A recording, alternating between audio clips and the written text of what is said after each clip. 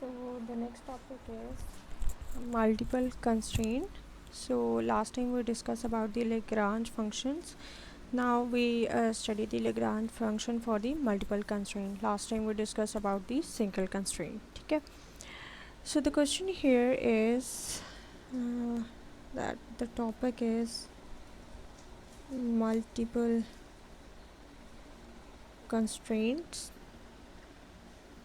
So the example here is I have to solve the given function is minimum of x1, x2 and x3, that is x1 plus x2 plus x3 subject to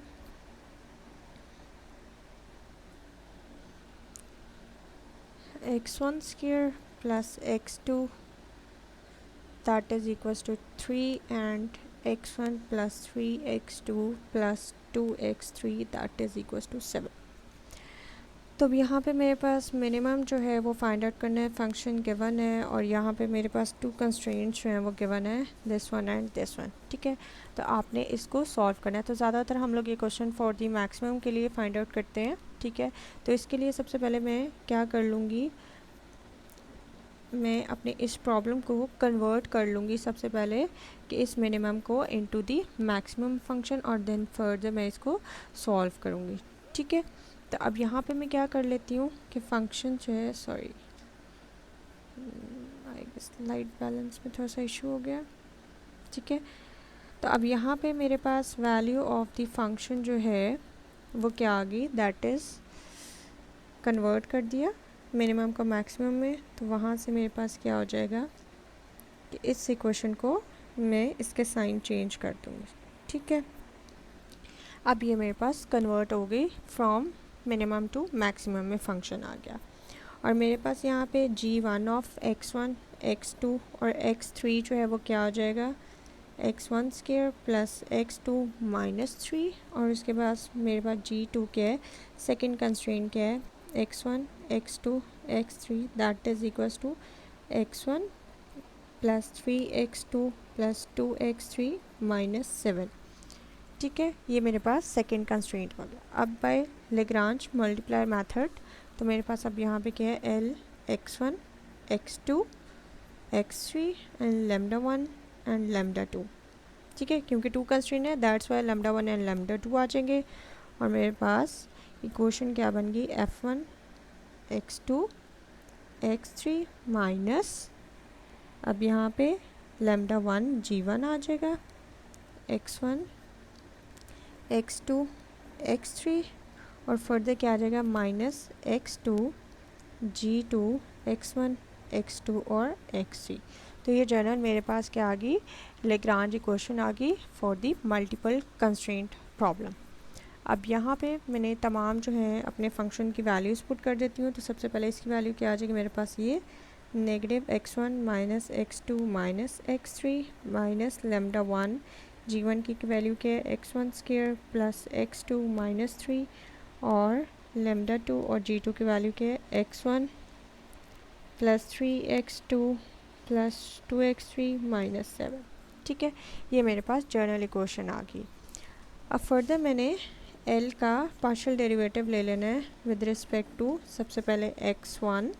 ठीक है, तो जब with respect to x1 लूँगी तो यहाँ पे मेरे पास 1 आ जाएगा, सो माइनस 1, ये सारी टर्म ज़ीरो हो जाएंगी. अब इसमें से देखूँगी तो ये मेरे पास क्या आ जाएगा, माइनस 2 लेमडा 1 x1.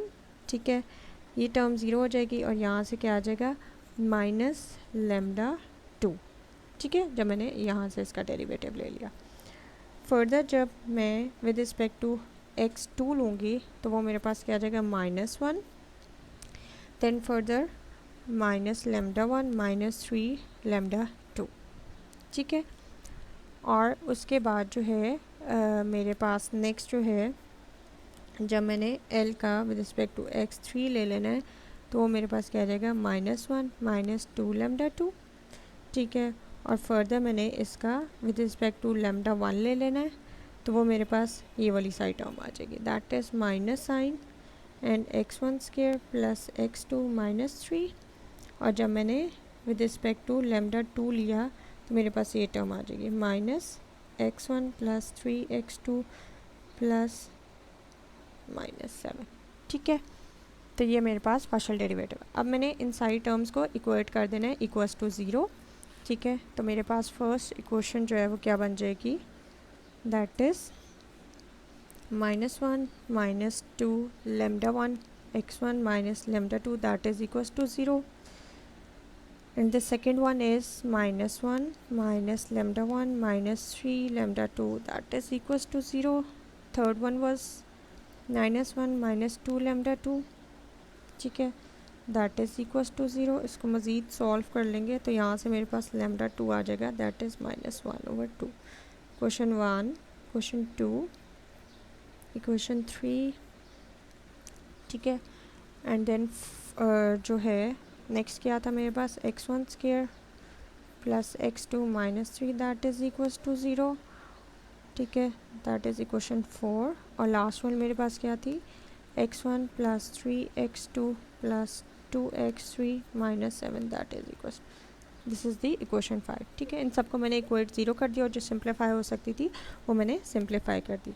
अब मैंने इस इक्वेशन को पुट इक्वेशन 3 इन इक्वेशन 2 के अंदर मैं पुट कर देती हूँ, तो यहाँ से मेरे पास λ1 की वैल्यू आ जाएगी।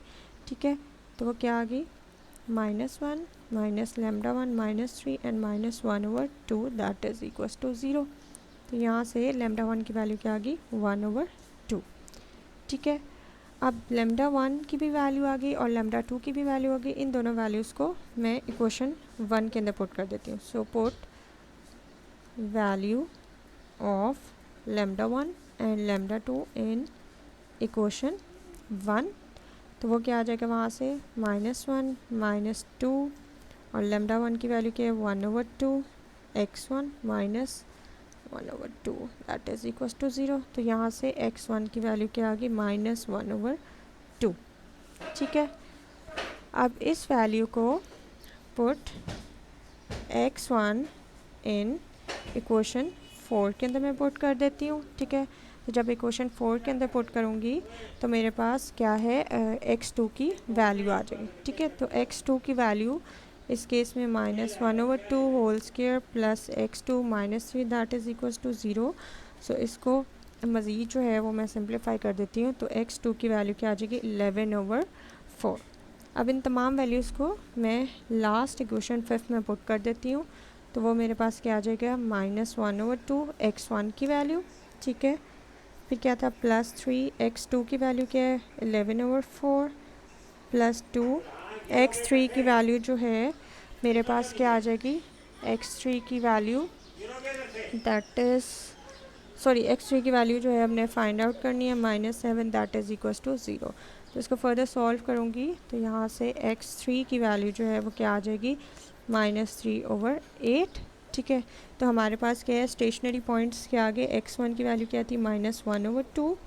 ठीक है, ये x1 की वैल्यू, x2 की वैल्यू क्या आ गई, 11/4, x3 की वैल्यू -3/8 और λ1 की वैल्यू क्या थी मेरे पास, 1/2।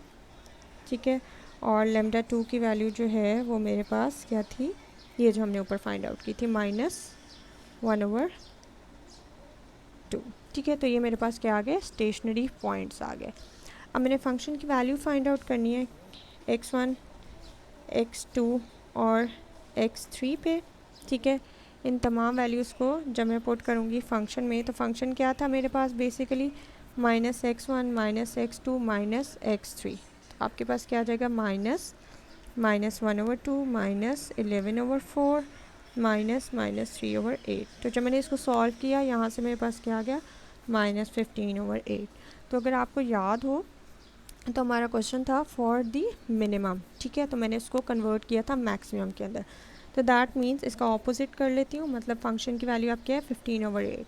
तो मतलब मेरे पास जो ग्लोबल मिनिमम आ जाएगा इस केस में वो क्या आ जाएगा, इसका ऑपोजिट दैट इज़ 15/8। ठीक है, किस पॉइंट पे, एट पॉइंट -1/2, पॉइंट सेम रहेंगे मेरे पास। ठीक है, तो मतलब इस पॉइंट पे मेरे पास क्या आ गया, मिनिमम आ गया फंक्शन का, दैट इज़ 15/8।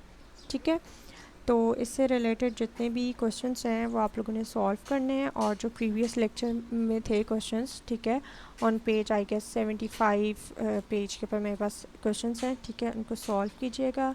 अगर कोई चीज़ जो है आपको नहीं समझ आ रही then we will discuss in our next lecture.